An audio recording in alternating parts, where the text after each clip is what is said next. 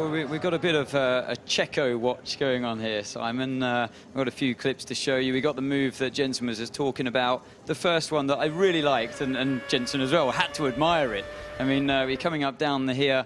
You got the 100-meter board just on the right-hand side coming up there. And the thing is, when you're in one of these cars, you know that you can stop at the 100-meter board in the right time. So Jensen's just following the train of cars here, and Checo just thinks, well, I'm going to give this a go then. And he arrives down the inside, locks up both front wheels, and Jensen has to yield. So a brilliant move. And obviously, it clearly gave Checo the confidence to continue this move on other competitors he came up against. So this was Fernando Alonso now. A little bit more of a tough customer, a little bit more wise, and you can see him coming through, but he gives him room. And we lock up the inside front. And this is the one. Look, right here, he does stay on the circuit. So it was a very late move, but he stays on the circuit. Alonso gives him room.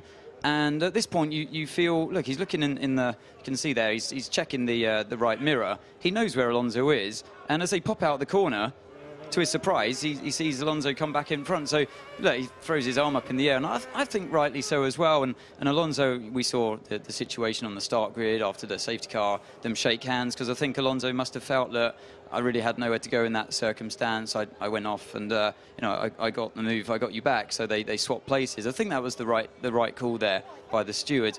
Later on, though, even tougher customer, Kimi Räikkönen, and he's not happy about this whatsoever. As he comes down the inside, you can already see here that Kimi's moving over. He's given himself a bit of a gap there to the curb on the right-hand side.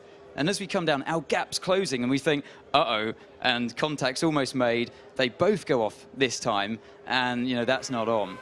So now we're getting a bit too brave, and it followed, this reaction followed from Kimi, which I love. It's typical Kimi.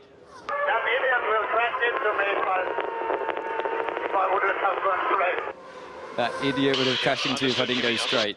Excellent stuff from Kimi Räikkönen. And you know what? He was right, because later on, we're coming down into the same corner, even more full of confidence. Kimi now, look, you can clearly see the difference of the line here. You can remember when I showed you how big the gap was. It's even bigger this time. We're clearly moving over, and we haven't got a gap here at this stage. And you just think, well, now it's not on. And we lock up. We crash into the barrier, we damage the left front of our car, the end plate falling off there, and we give Kimi a puncture. And at this stage as well, I think the pit lane limiter comes on Kimi. That's why he goes slow. I'll just rewind that so you can have another look. The rain light comes on.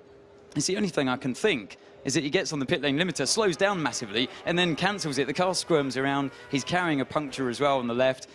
Sergio's, you know, he's frustrated as well, but I just think it was over the top. He damaged his car in that process, and when we come around the Rascasse, you can see fighting with the car, something wrong with the left rear.